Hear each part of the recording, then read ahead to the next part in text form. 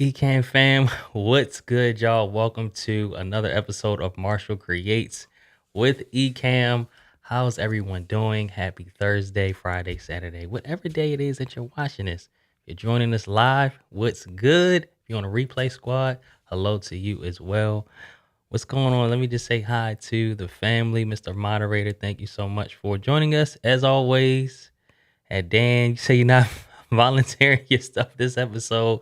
It's all good. We're actually not going to be doing live creations, live designs today, but I will be bringing that back pretty soon because I know that's a fan favorite. And I got multiple emails during that show and then after that show as well with people that sent in their logos. And I started salivating a little bit, but I was like, you know what? I can't I can't do it yet. So we will be bringing that back. If you did miss last week's episode, we did a live podcast overlay branding. So I did a logo and overlays for Dan. Oh, you know what? Last week was Mr. Moderator. We did Mr. Moderator. Dan was a couple weeks ago actually. So yeah, today we're actually talking about creating the perfect shot. Okay. So let me just say hey to a few of you guys as well. We won't be going over today because Doc, he has a live stream, actually a masterclass right after this.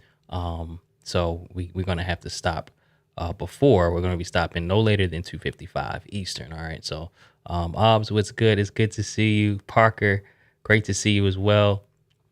David, yes, if you guys could hit that like button, I would greatly appreciate it. He says next time he sends me his logo, he'll be paying me to do it. Hey, I'm with it. I'm with it. Rainy Cajun, what is good? Welcome, welcome, welcome to the stream. Yes. So today we're talking about finding the perfect shot. Okay. We're talking about finding the perfect shot. So by perfect shot, what do I mean? I mean a shot that you're happy with and your audience loves. Okay. So a shot like this, a shot as in like your framing, how everything looks, how you show up, finding that perfect shot, finding that balance between sexy and functional, right? I combine the two and I call it sectional. If you subscribe to me on my personal channel, you know that. So we have to find that sectional balance. All right. So how do you find that? So I'm going to take you through give you a few examples today and just give you several tips and just show you my opinion on finding that perfect shot today. Okay. So what is perfect? What is the perfect shot? Okay. You have to really define that for yourself. Okay. And you have to realize that really it's no such thing. If we're keeping it real, it's no such thing as the perfect shot, but you will find a shot that you like and it work. Like I said, it works for you and it works for your audience. All right. And you understand that your perfect will change and it can constantly improve. And it can change. Like, let's say you're bouncing around and I have some examples of that because that's what I did over the past several months before moving into the spot down here in Florida. We bounced around a little bit, but I still had to record. I still had to stream. So I had to use what I had to create the perfect shot for myself and for my viewers. Okay. Yes, please click that like button. I appreciate it, you guys. I appreciate it. Your likes will become a part of the group consensus. Yes. Yes. Absolutely. Yep. So I just want to give you guys some tips and then show you some examples. Okay. So could this shot that I have right now be considered perfect? Maybe, maybe not. But the thing is, it works for me. You don't ever want to get caught chasing perfection to a point where you're never satisfied. At this point, I'm satisfied. And you got to realize I'm coming from what I thought was quote unquote perfect at the time in my home office in Maryland, where you guys know I did the most there. I had everything I could dream of in that office, in that space. I got it to a point where I was like, all right, this is dope. Even though afterwards I was like, all right, now what? But coming from that and kind of starting fresh, it was a bit challenging, but I'm in a different place mentally where it's like, well, it's not a big deal. What matters most is the content, is how you show up. What type of value are you adding to your viewers, right? That's what matters most. So don't get caught up in having the perfect shot too much, but having a pretty dope shot will give you a little bit of confidence, right? Like Deion Sanders says, he says you look good, you feel good. You feel good, you play good, they pay good. Of course, he's talking to his athletes, but I think that applies to multiple different industries, right? So when you look good, and Ecamm helps us do that, right? We have to do our part, but Ecamm gives us the tools to make sure we're showing up the right way. We can make magic happen. All right, we can make magic happen. So that's why I love Ecamm, y'all. So we're gonna get into some tips. Andy, what's good? What is good? Yes. So yeah, you're right. Don't work on perfection, just work on progress. Yes, I agree. But you gotta admit, perfection or the perfect shot makes for good clickbait, right? But yeah, we're gonna do what we can. But just to tie it together, I'm satisfied with this shot. So this is my perfect shot as of right now, and I was satisfied with it before it even got to this point, right? So I'm going to run through a couple tips and then show you guys some examples. All right. So the first thing that you want to do is you just want to have an engaging background. All right. You want to have an engaging background, but you don't want it to be too distracting. Okay. You want people to focus on you and your content, not necessarily your background. So I actually went to Atlanta a couple weeks ago to help a client with his home office and with Ecamm. And I realized like he had his shot. His he showed up on camera on like the bottom third of the camera, right? The bottom third of the camera. And then he had his background shown on like the top 2/3 of the shot because he wanted people to see the stuff in his background, like his lighted sign. It had his Instagram handle and stuff like that. So I worked with him. I worked with him on his framing just so people could focus on him and the background would just complement the shot rather than vice versa. You know, so you want people to fear speaking if it's like a talking head situation, which it normally is on YouTube and when we're streamed. You don't want to really just display your background and then you be like an afterthought. You know what I'm saying? So we had to work with him and I helped him to adjust his framing. Just made a couple simple tweaks with the lighting and moving the camera up a bit where you can still see the background, but it was there to complement and add to the shot as opposed to distract viewers where they would be looking at the background almost like a puzzle to see what's back there and what they can figure out and decipher as opposed to really listening to you. So you just don't want to distract them. All right. So it should be a complimentary situation. You shouldn't look out of place. Your background shouldn't look out of place either. It should be a perfect marriage. So we have to find that balance. All right. So let me just check in really quickly here.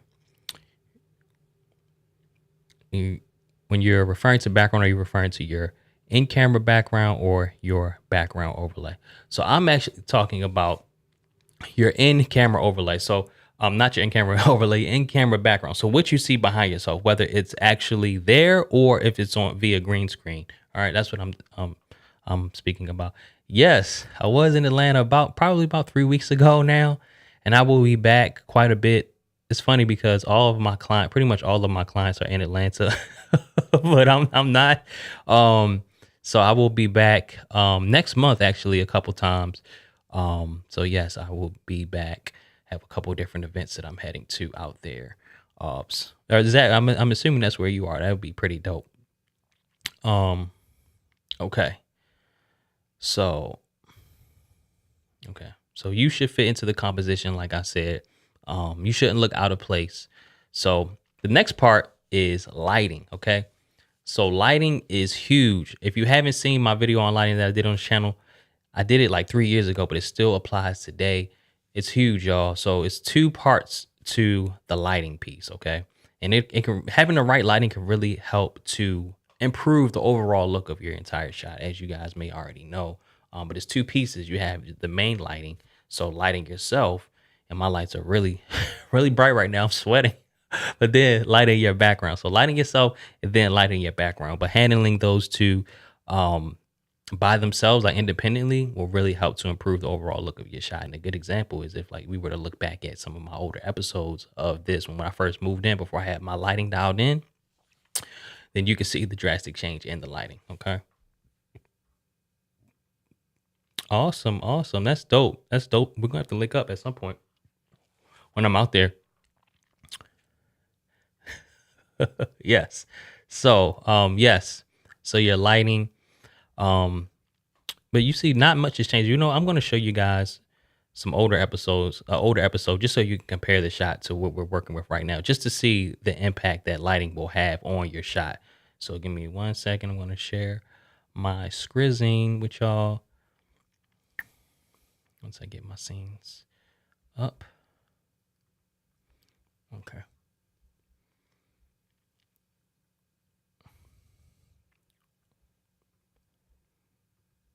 There we go. All right, so let me find my playlist. Here we go. Ecamm fam, we're back, baby. Thanks to you guys and the love and support for season. Sorry about that. View the full playlist. So let's look about, let's say maybe 2 months ago. No, that's when I was actually in a different location. So let me come down here. Season 2 premiere. So let's see how this shot looks. So, boom. As you can tell, as far as lighting goes, it looked okay. But compare that to right now, and I'm in the same spot, even though the angle is a little bit different and I'm a little bit sweatier right now.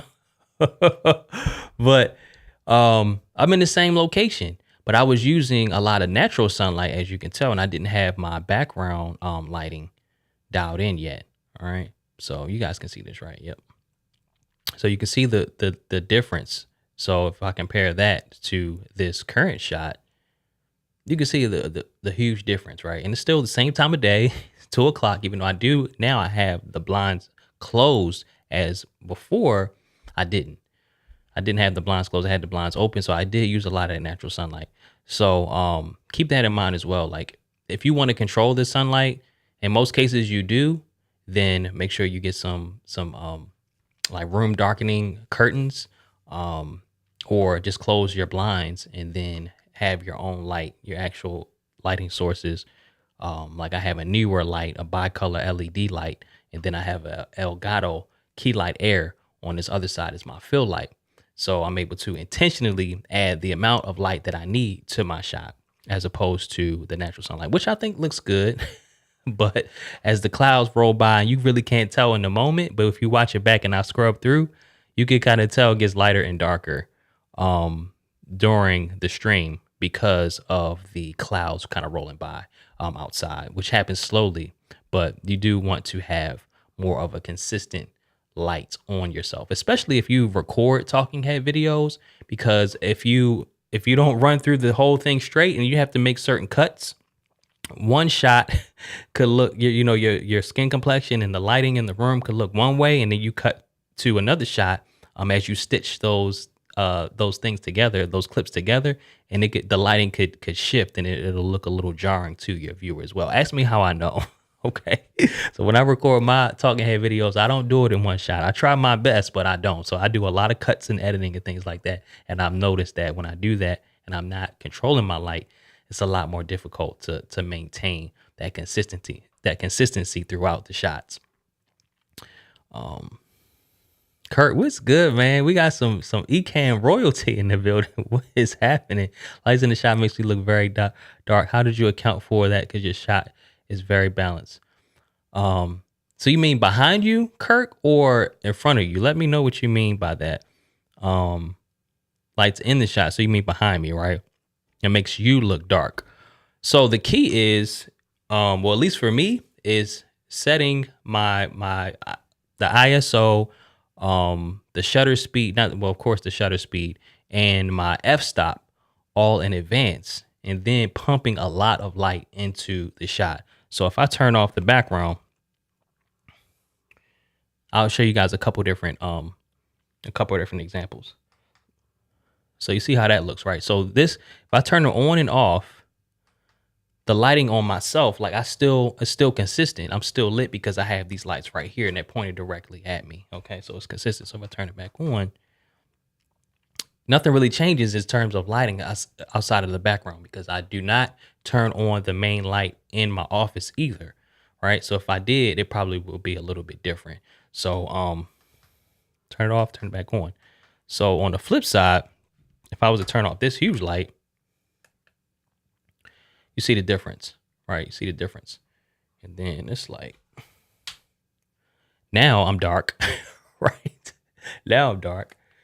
But turn this back on. I mean, I could keep it like this, but I like to keep um I like to keep my light kind of bright on both sides. I know typically you don't want to do that because like you'll have a stronger key light, um, and then you'll have a stronger key light, and then your fill light will be a little dimmer.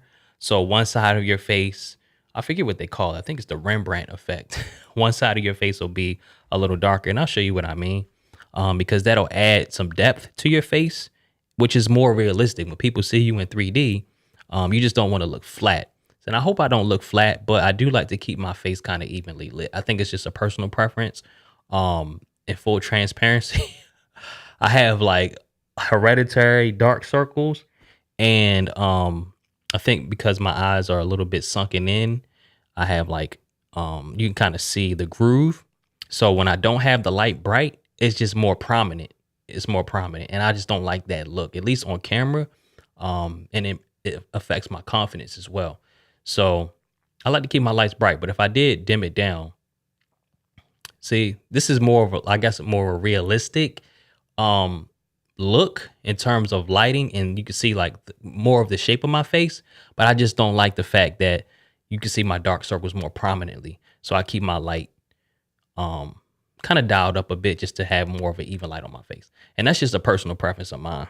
But I'm gonna be on the internet forever, y'all, in these videos. So I want to look halfway decent, at least for my grandkids when they pull me up on YouTube and watch Marshall Creates.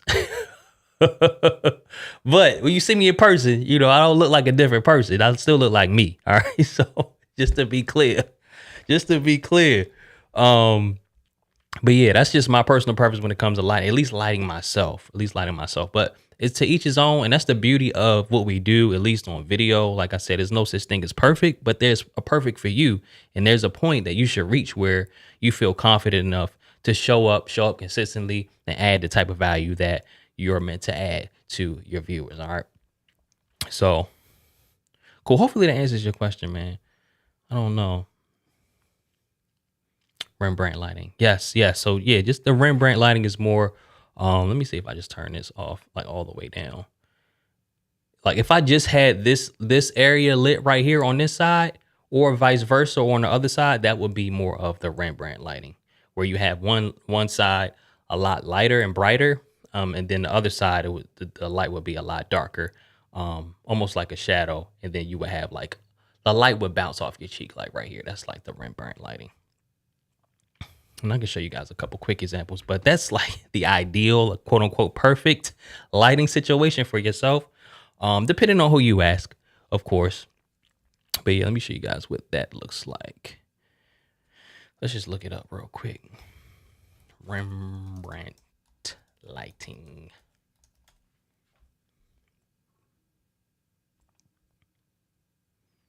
Yeah, here's some good examples. You guys just Google it.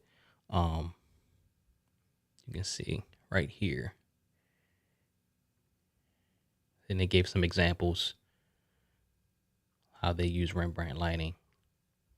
So when it comes to portraits, as you can see, when you're painting, having that Rembrandt lighting effect in like a painting will really help to showcase the person's natural look, as opposed to having more the shot so well lit that you can't really tell the shape of the person's face. You know what I'm saying? It could be a little misleading, you know, because I joke and say that my head is shaped like a row home, like it's narrow in the front, but when I turn to the side, it just goes back so far.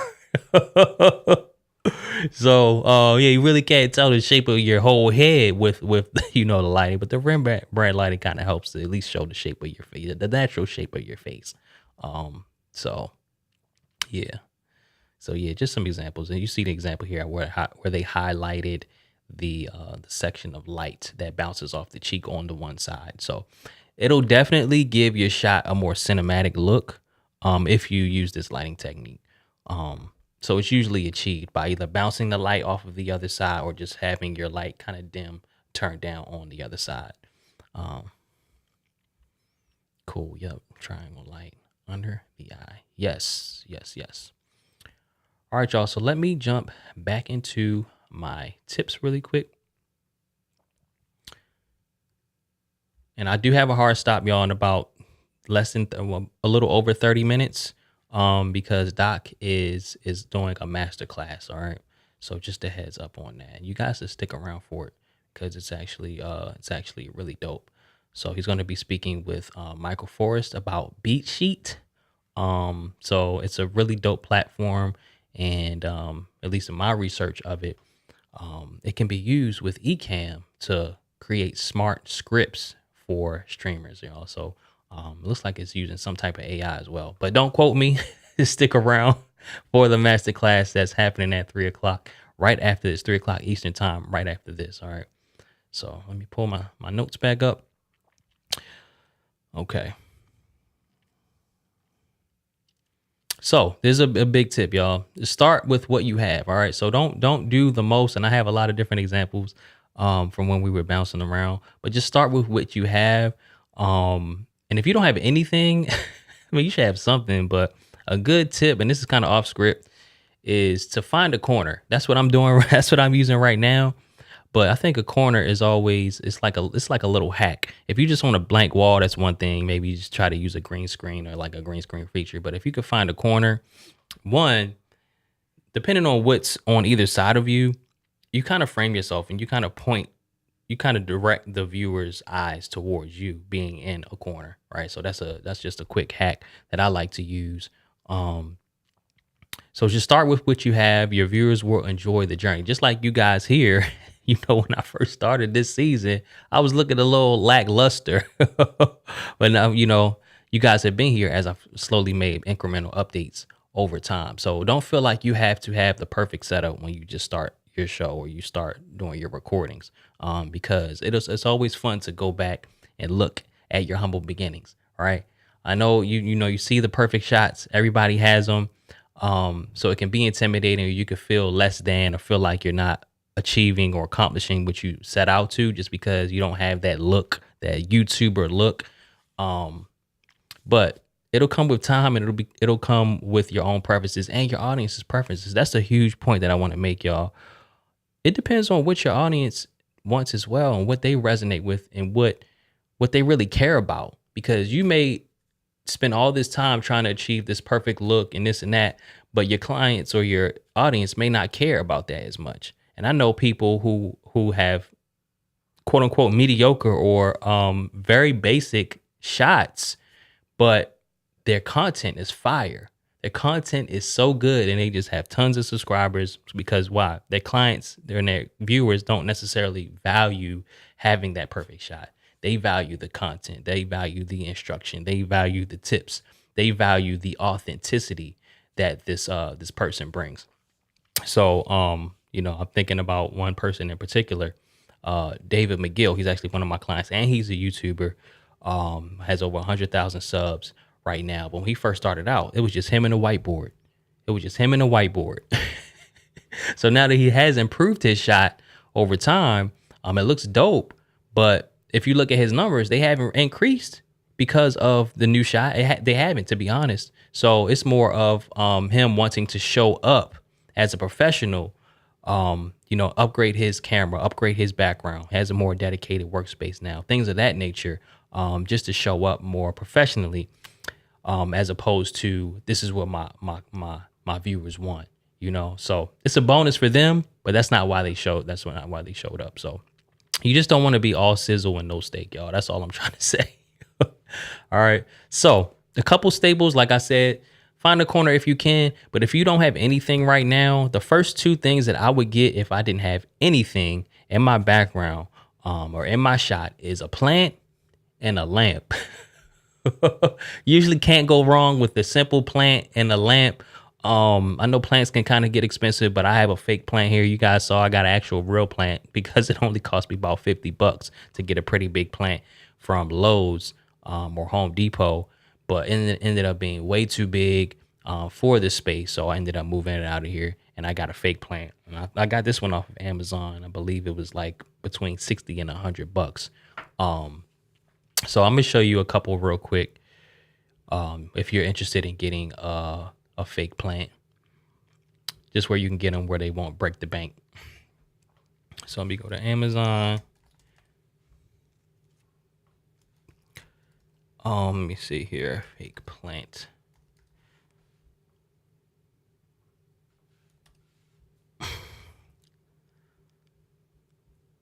I think it's like foam foppum tree or something like that. Yeah. Yep. So this is actually the one. I believe this is the one that I have right here, or something similar. So of course it doesn't come in a planner. You have to get one if you wanted one. I don't even have one right now, but you can't even see the bottom of the plant. So yeah, you can get a fake plant and just have it in the background. Doesn't even have to be entirely in the shot.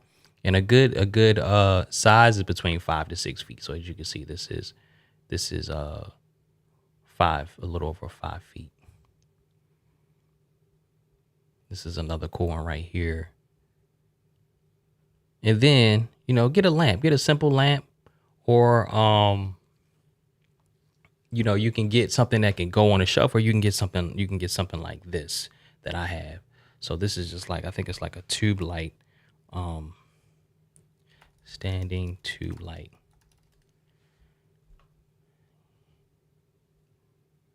Yeah, so something like this.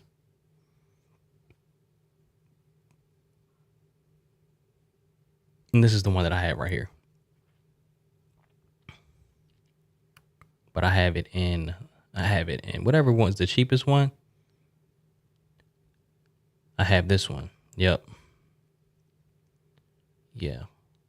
And what I did have it standing in the corner at first, but I took it off of this little stand at the bottom and I put it on the bookshelf with cable ties. So I have a cable tie at the top and a cable tie at the bottom. You can't see it because of the brightness, but I just put a cable tie at the top and the bottom, and attached it to the leg of the bookshelf to get this effect. So as you can see, it's not even that expensive. Um, and if you get a standing lamp or something from Target or Walmart, it'll be probably between 30 and 60 bucks anyway. So this is a easy way to get. Am I in focus? There we go. It's an easy way to get some pop in your background for without breaking the bank. So like I said, a good hack is to go ahead and get a lamp and a plant if you don't have anything whatsoever. Okay. Got a question here. Okay, do you single-sided do a single-sided tube light? It's not all lit. I guess you may do use a single-sided tube light. It's not lit all the way around. It's more or less backlight. Yeah, that's exactly what it is, honestly, because it's not lit on the other side. It's just single-sided. Yep. So as you can see on this shot, actually showing the back of it and pointing the light towards the wall. So as you can see, the back is all, in this case, silver. Yep. So this is exactly how mine is. So, or you could do the 361 if you did want it sitting in a corner. But I didn't do that. I was trying to get something inexpensive because y'all know at home in Maryland, I have all kinds. I don't know, hundreds and hundreds of dollars worth of with Philips Hue lights. I wasn't doing that again down here. Set up this new home office. I wasn't doing that again. And once I set all of that up, and I realized, okay, I don't even change the colors of the lights, like very rarely. I could have saved like a lot of money and not getting the Philips Hue lights, getting like a different brand. LED lights and the RGB lights, they can be really cheap and inexpensive. You don't have to spend a lot of money on that type of stuff. So Philips Hue is cool. The ecosystem is nice, but it's unnecessary, especially if you don't change the colors a lot. Like I wouldn't even get Philips Hue. Dan says, I'm not spending $60 on a fake plant. I will put it on my green screen and call it a day. Look, I hear you, man. I hear you. I was willing to spend almost $200 on a fake plant. I saw one at, I think it was City Furniture down here. And I was like, oh, that's the one that's going in the office. I'm glad I didn't. But I guess that's sometimes willing to go certain lengths to get the look that we want. But you don't have to. So I'm glad I found these for about $60 on Amazon. So, all right, let me pull up my tips. Cool. Okay. So, told you if I didn't have anything, I would start with a plant and a lamp or a plamp. Put them together, got a plant. And then add in your background lighting.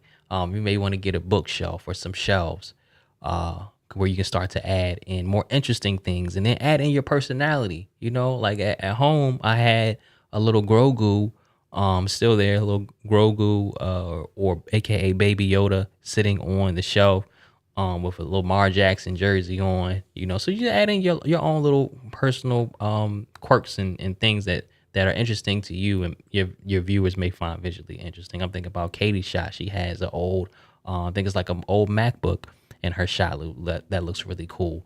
So you can tell she's been on Team Apple for quite some time, right? Little things like that little pop of color, shows a little bit of your personality. That stuff is always helpful. Okay. And then you can start adding in your more interesting lights and RGB lighting if that's what you like to do.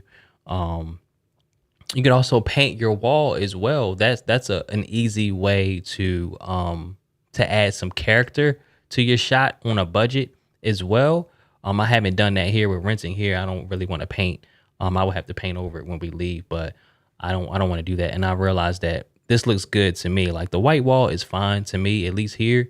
Coming down to Florida, having more sunlight, especially in the wintertime, I just like an overall brighter look and feel in my shot. So, and I saw some other YouTubers, you know how we do, y'all. We go and we compare, we look at other people's shots, and I saw people with white walls and light walls. I'm like, it looks perfectly fine. Like, I don't want to do the most, trying to have a dark wall, which I could do if I wanted to, but I like an overall brighter look, for my shot down here. Okay. 3-hour video about lighting. Yes, I appreciate that. Yeah, or if you just type in Ecamm lighting in YouTube, it will be the first one that shows up. So I get more into the specifics and the technical side of the lighting, but I show you some examples of how to light yourself with the 3-point lighting. I talk about color temperature, like daylight versus I guess more of a warmer light. I forget. I think it's like tungsten. I don't know the specifics, but like for example, I'll give you guys a quick example. So this is like a bicolor light, and so is this one. So the key is if you have more of a warmer shot and a warmer background, you want to pump that daylight in, which is like ultra bright white, as white as possible, like the sunlight, right? Because if I made this light, and I made this mistake early on, a few years ago when I started recording, if I change, just look at how my shot will change, y'all. So I'm changing it to 3200 Kelvin from 5600. So I'm on the opposite side of the spectrum here. This is just too warm. It's too warm. So you have to go bright to back up to 5600. Let me see. I don't know the daggone exact terms. I used to. The color temperature. That's what I'm thinking about. The color temperature is super white. And let me show you guys this real quick so you can see a quick example. So you guys can see this, right? So it shows you, well, this is showing you the dimness. Here it's showing you the color temperature. So right here, so this is where I am now, even though I'm up at 5600. And then this is where I changed it to. But the thing is, I have my lights in the background, those tube lights, I have them set at 2700 because I like that warmer feel of the light. I like that. So in order to compensate for that, I can't have this light warm too because the shot would just be too warm. It would be too yellow, right? It's too yellow. So I pump it up to 5600 so it can balance that out. At least that's my understanding of it. I think this looks a lot better. And the thing is, y'all, inside of Ecamm, and I'm going to do, show you guys live demo mode real quick. Put this shot back on and then show you guys live demo mode. And get my camera effects. You can change the temperature in here. So I would start with the white default, right? The 5600 color temperature. And let me bring myself back over so you guys can see me. right here. So then if you want to warm up your shot inside of Ecamm, you can do that. See, you can make it warmer or cooler, right? You can go really cool or really warm. But if you're already too warm, let's see what happens. If you start out too warm, and this is neutral right here inside of Ecamm, if I try to go cold, still does a good job. Still does a good job, to be honest, if I go all the way cold. But if I bring up the warmth, that's too warm, y'all. That is way too warm. So keep it at 5600. Keep it the color temperature is white. It's more of like sunlight as possible. And then you can tweak your warmth inside of here. So about here is good for me. Okay. Then of course you can make your other tweaks and whatnot inside of here as well. And then of course I got a LUT. So yeah, that's why you gotta love Ecamm, y'all. You gotta love Ecamm. All right. So let me turn off live demo mode and come back to this scene. Boom. I call it my Stephanie Lou scene. Cool. All right. So we're finishing up here. I'm going to show you guys a few different examples in a second of some simple shots that I set up as I was bouncing around. But first, another quick tip to improve your shot pretty quickly, in the road to the perfect shot is to upgrade your lens, y'all. Upgrade your lens. A lot of us, we start out, we upgrade our camera. We're used to using our webcam on the computer. Then we finally upgrade our camera where we get something with a kit lens, which is fine. It'll work for the time being, but you want to get something that gives you more of a blurry background or a bokeh effect, right? Just to add some depth to your shot and create a more of a cinematic look and feel. And it looks more professional because that's what people are used to seeing when they watch TV and when they watch movies. So you can look a lot more professional when you have more of a blurry background. And it makes the background less distracting as well, right? You can see what I have back here, but you can't necessarily read the names of the books, right? Because it's not important at the end of the day, right? So your focus is still on me, hopefully, right? So yeah, upgrade your lens. So a good recommendation, of course, and I've been talking about for years, is the Sigma 16 millimeter f1.4. That's a phenomenal lens. It is a wide lens. But you can always zoom up. Now my focus is messing up. So this is actually a Sigma 24 millimeter lens that I'm using right now, but I was rocking with the Sigma 16 millimeter. But the beauty of Ecamm, y'all, is that if the lens is wide, you can still zoom in inside of Ecamm on the camera effects, right? You can zoom in. If you haven't done that, I'll show you what I mean. Because hold up, options, demo mode, right here. Zoom and pan. So I'm zoomed and pan right now, y'all. So this is my regular shot. If your shot was wider than this or whatever, you can just zoom in and adjust your framing how you see fit. So I did adjust it a bit because for some reason, I think it's because of the lens filter that I have on top of the lens. It's like a Tiffin Black Pro Mist. It creates like a line. Do you see this line? Like right here, it's like a glare right here. Guys probably can't see it because I'm on live demo mode. But if you were to zoom in, you may be able to see it. Let me turn live demo mode off. So it's like a line right here. I've been trying to fix, y'all. So I know it's a glare because if I cover up this light, it's this light right here. If I cover it up with myself, you can't see it. But when I'm back here, it pops up.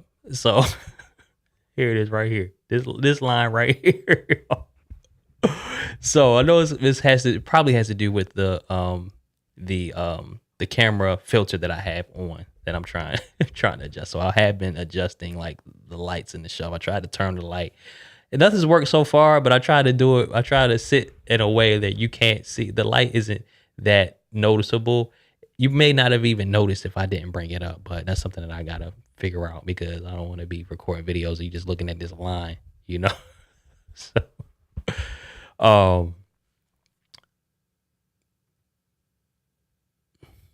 Oh, so the Mac that I use, it's a 14-inch M1 Pro MacBook Pro. I love it. Though it's not even maxed out. I have 2 terabytes of storage. I think I have 32 gigabytes of RAM. Let me see. Yeah, 32 gigabytes of RAM. It's an M1 Pro. It's not even an M1 Max, but I love it. It works beautifully. And I use it for streaming. I use it for recording, of course. I use the whole Adobe suite. Final Cut Pro. I don't use Premiere or anything like that. But I often have Illustrator, Photoshop, the Affinity suite open all at once, Slack, Trello, Ecamm when I'm using it. You know, some Microsoft applications. Usually have all that open and it works beautifully.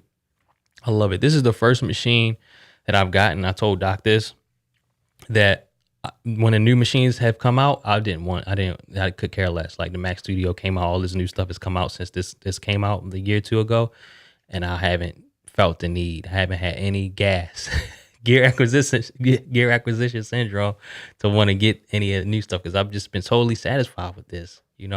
Have it connected to a monitor. So when I'm stationary, I can have my 2 screens, and when I'm on the move, I can just take it with me. So it's been great. It's been great. Let me see here. All right. That happens due to this type of sensor you have, or the lens. The glass may not be as high quality. Yeah, I don't know, because the thing is, it's been the same setup this whole time. So I just noticed it a couple of days ago. So I haven't been able to remedy it. So, and I looked back at my video from last week and the videos from the weeks prior, and I didn't have the line. At least I couldn't see it. So I don't know where it came from or what changed. So yeah, Tessie, if you can help me figure it out, I'd appreciate it. But yeah, it's not that big of an issue when it's not directly on my face, but as you can see it, I'm hoping people may just think that it's some smudge on their screen or something, but still, I know that's a little ghetto. Old i7, because the fans are always in action so much. Oh yeah, if you're not in the M1 camp, Apple Silicon camp, you should be now, hopefully. But yeah, I don't even want to see the word Intel or anything. And I spend a lot of money on that stuff, but I've just been so blown away by Apple Silicon. When it was first introduced, I can't even put it into words, y'all. And the main thing is the battery life. We've been so used to our batteries just draining on these machines, but to completely unplug and know that you have several hours worth of work that you can do, you can't put a price on that, y'all. You cannot put a price on that. And then stuff working so buttery smooth. It's like, this is how stuff should be in 2020, 21, 21, 22, and on, this is how it should be. So it's like, I'm just pumped. I'm so satisfied with this, y'all. So yeah, I'll probably have this machine for several years. Several years. Right. Yup. I know, because I could see the individual LEDs. If I look closely, I could see the individual LEDs. So that's how I knew it was from a glare from the light. So I just don't know why I decided to be right there. And I don't know if it has anything to do with the teleprompter that's exacerbating it or making it that much more prominent or not. I don't know, because it's like the lens filter that I have, and then there's like a teleprompter glass over the front of that for the depth view. So I don't know. I do not know. So, all right, are we still? Are we not? We off a live demo mode. Cool. So I'm gonna round out my notes, y'all, and then I'm gonna show you some examples. Okay. Also, we talked about upgrading your lens, and you may want to consider multiple camera angles like our guy Keith, but we do want to keep it basic for you guys. But shout out to Keith Pelzer. He has multiple camera angles that he uses. He has like 3 or 4 different Sonys. So that's a way that he keeps it interesting. But when it comes to that, you got to make sure you keep your office tidy, y'all. So when you change those different angles, everything looks tight. All your different angles, all your shots look good. Right now, I got on some basketball shorts. Don't even match with my shirt. So if I was to change my angle, I would look a mess. And then, everything's not as clean in here as I need. I got an open box right here from a green screen that I just opened that I'm going to be using. So I have to dispose of that. I got a shelf that's open that I need to put together. my son's little corner. You guys, if you haven't seen the office tour video from a few weeks ago, check that out so you can see it in progress. But I have a little station for my son in the corner, with his TV, a little stand, so when he wants to come in here and chill out, he can do that. He says his lunch sitting there, so like I couldn't be flipping around showing different angles in here. So but the good thing is you don't need that much space, y'all. You don't need that much space for what you do, in most cases, unless you want to do that, right?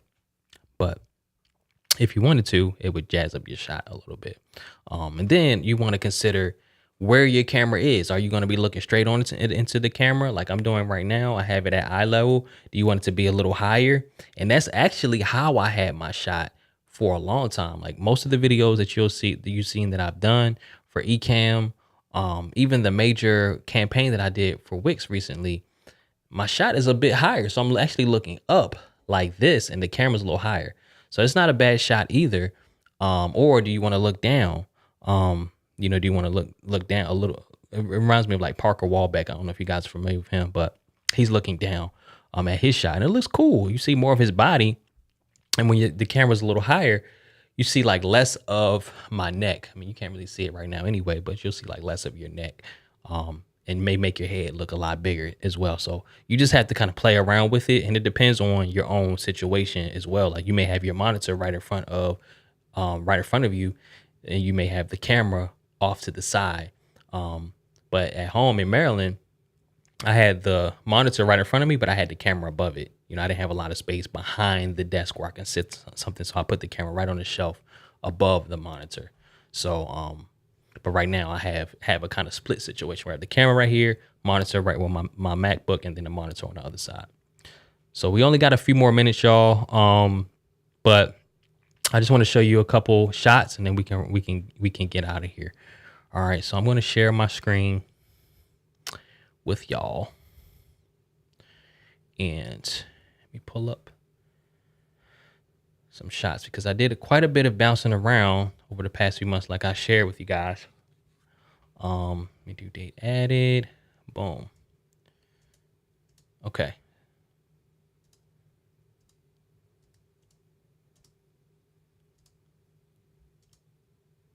All right. So check this out. You guys see this? Yeah. So this was in an Airbnb that we were at. So they had this corner and there was a chair here. Okay, and I'm gonna be quick because I gotta hop off in a couple minutes. So there's a chair here. I moved the chair and I put a lamp. They had a lamp in there. I put a lamp right in the corner and I put a plant. I moved the plant over as well because the plant was in the other corner. Move the chair. See, this is the chair actually that was there. Move the plant, move the lamp, and I'll show you what the final shot looked like.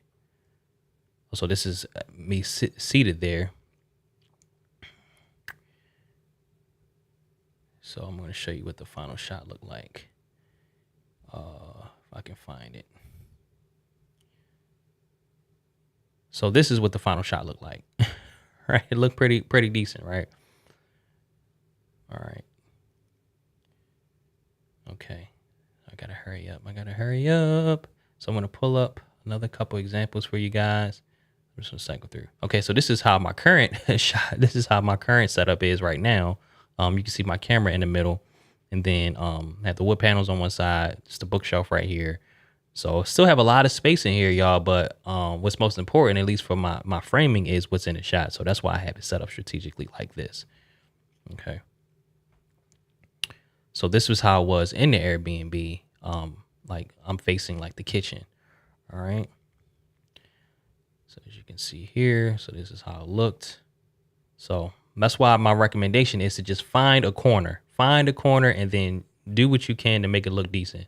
All right. So this is in another Airbnb that we went to. Hold on one second. Yeah, this is better. We're almost done. So as you can see, that's my son, Marsh Jr. This is the corner I chose. This is the corner I chose to use. And this was the final shot. This is what the shot looked like. I moved the plant over a little bit. I moved the lamp over so it wouldn't be like directly behind me. And this is how the shot looked. So as you can see, two different locations, but I found a corner and I made it work. Right. I made it work. All right. yeah, I think that's pretty much it, y'all. So yeah, we got to roll, y'all, because Doc is coming on with an interview in another minute or so. But hopefully this video was helpful about finding the perfect shot. Just to reiterate, the perfect shot is whatever works for you, makes you feel comfortable, where you can show up consistently and deliver the value that you're meant to deliver, and what your audience likes as well, what they would appreciate, and what makes them want to show up. So a big part of, at least for me, a big part of delivering high value content is feeling good, looking good, and feeling good. So, like I said, Ecamm makes it great. It makes it easy to do that. With not a lot, with not a lot. So, I appreciate you guys for joining today. I will see you guys next week. And if you guys hang on, you'll be able to jump into the next stream. So it should be the next recommended video once I hop off here. All right, guys. Camera lens, I appreciate it. It is the Sigma 24 millimeter lens, I believe, f1.4. All right, guys, I appreciate everyone for tuning in. And Mr. Moderator linked the next stream, the masterclass, in the comments. So click that or just hang out here for a few minutes and you'll be able to hop on. All right, hope you guys enjoyed it, and I'll see you guys next week. Peace.